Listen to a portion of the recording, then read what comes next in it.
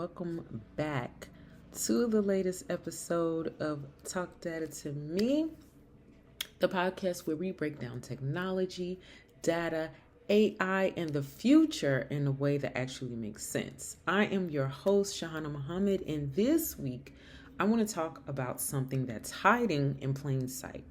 Because everybody's talking about AI. They're talking about ChatGPT, they're talking about robots, they're talking about agents, the future. But almost nobody is talking about the big thing that makes all of that possible: electricity. Because AI doesn't run on magic, right? It runs on power. And the more AI grows, the more energy it needs. So today, let's talk about the hidden infrastructure race happening underneath the AI boom. So AI is becoming a big energy problem. A couple of years ago, the question was, who has the smartest AI? Now the question is becoming, who has enough electricity to run it? Think about it. Every time you ask ChatGPT a question, generate an image, create a video, or use an AI assistant, that request has to be processed somewhere. Not on your phone, not on your laptop, inside giant data centers filled with thousands of computer chips running 24 hours a day. And these facilities consume enormous amounts of energy. The AI industry is building data centers faster than many power grids can keep up. That's why companies like OpenAI, Microsoft, Google, Amazon, and Meta are investing billions, not just in AI, but in the infrastructure behind it.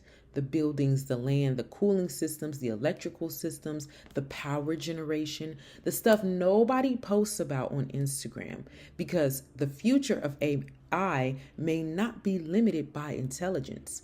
It may be limited by energy. So here's my take. And this is where things get interesting, because most people think AI is a software story. I think it's becoming an infrastructure story. Now, the winners might not just be the companies building the AI. The winners could be the people building the roads, power plants, fiber lines, and data centers that AI depends on. And we talked about this before plenty of times on this show. Infrastructure is usually where the real money gets made. So, switching lanes for a second, the AI conversation is missing one important question.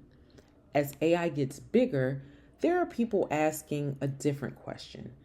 Not what can AI do, but what does AI cost? And that's where this week Future Voice comes in. So on today's Black Tech Spotlight, we have Timnit Gebru. Now, Timnit isn't famous for building the biggest AI company. She's famous for asking uncomfortable questions. Questions like who benefits from AI? Who gets left behind? Who pays the environmental costs? Who controls the systems? And while many people were focused on making AI bigger, Timnit was raising concerns about the resources required to train and operate these massive models. Energy, water, labor, infrastructure. Whether you agree with all of her views or not, I think she represents something important. Every technology revolution needs people asking hard questions, because if nobody asks them, we don't discover the consequences until later. And right now, the AI industry is moving so fast that those questions matter more than ever. Now, let's talk about Chicago. Now, y'all know I'm from Chicago. Chicago always has my heart. And one thing I keep wondering is, as all of this AI infrastructure gets built around the country, who benefits? Will everyday communities benefit? Will students benefit? Will working class neighborhoods benefit? Will people be trained for these jobs? Will cities invest in technology, education? Because AI isn't just changing Silicon Valley, it's going to change local economies too. And I think that that's a conversation we need to start having right now, not after the decisions have already been made.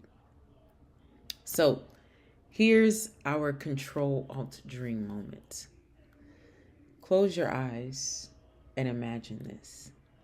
Imagine every neighborhood having access to the same technological resources that major corporations have. Imagine community AI labs.